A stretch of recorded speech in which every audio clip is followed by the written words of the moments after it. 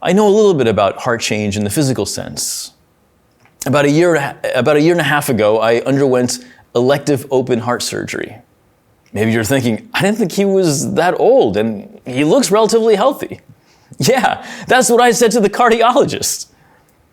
But in 2016, I went to my annual checkup with my primary care doctor for the first time in a long time. And he asked me all the questions and did all the checkups and did what was a formality of listening to my heart, but lingered longer and longer and longer. And then he finally said, has anyone ever told you that you have a heart murmur? I said, no. He said, what about your previous primary care doctor? Well, I haven't seen one in a really long time. How bad is the murmur? Significant. Significant enough that you should have shortness of breath and some chest pain. I didn't have any pain. I didn't have any shortness of breath. I'm sending you to the cardiologist, and you need to get a move on this. Next thing I knew, I had a cardiologist. There I was on a treadmill doing stress tests and blood work and echocardiograms. My cardiologist, his name is Dr. Shope, Lester Shope. He says, good news, bad news. Which do you want first? I said, give me the bad news first. He's like, let me tell you the good news.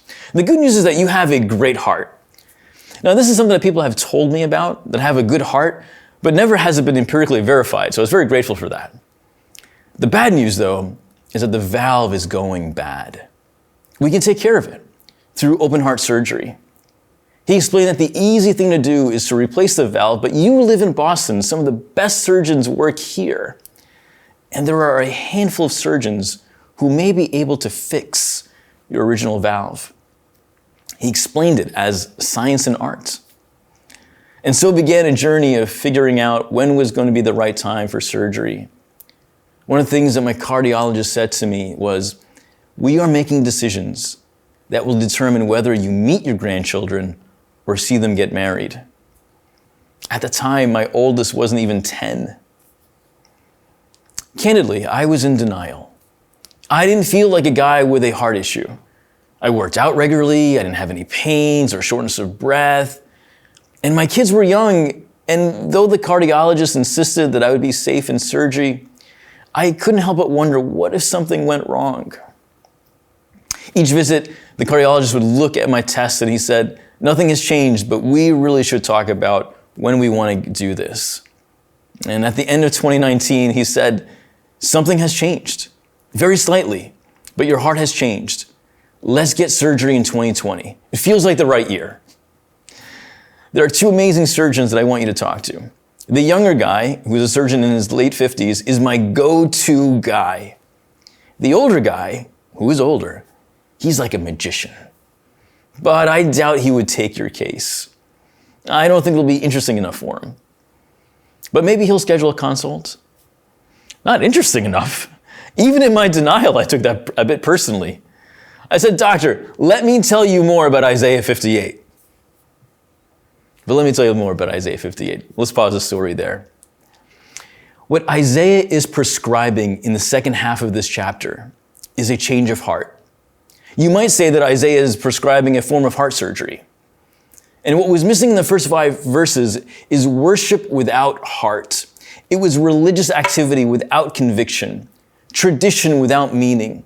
And not only is all that empty, worthless, and in vain, but it also offends God. The problem is bad religion, and the need is heart change.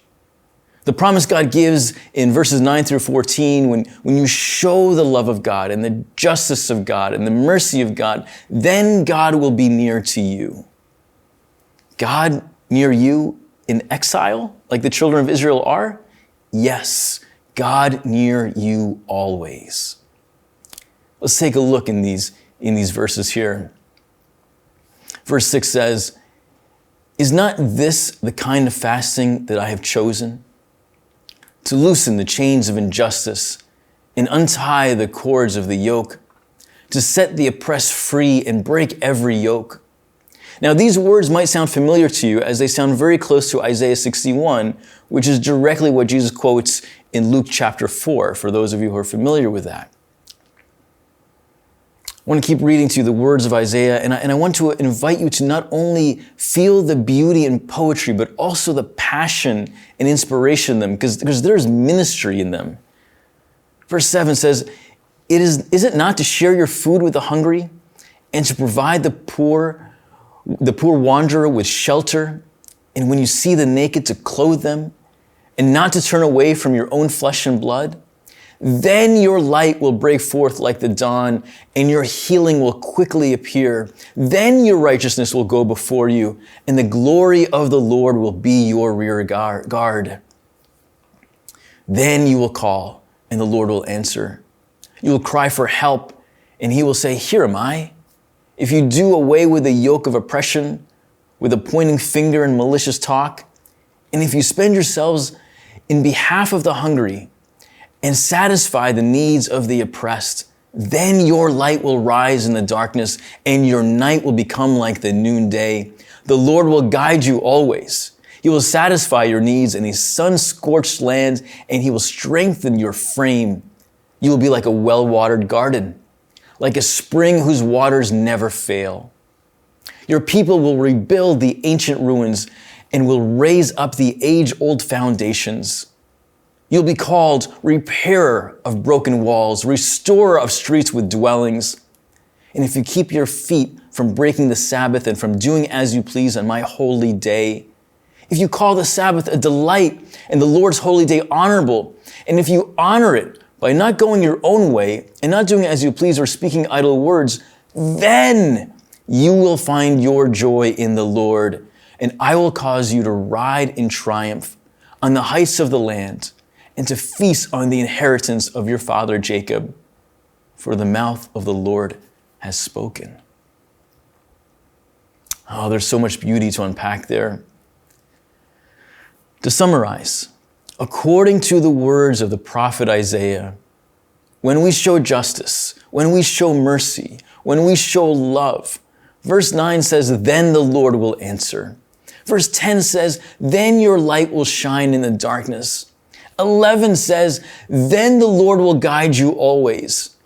Verse 14 says, then you will find joy in the Lord. All those promises are there and clear. The problem is our bad religion. The need is for our heart change.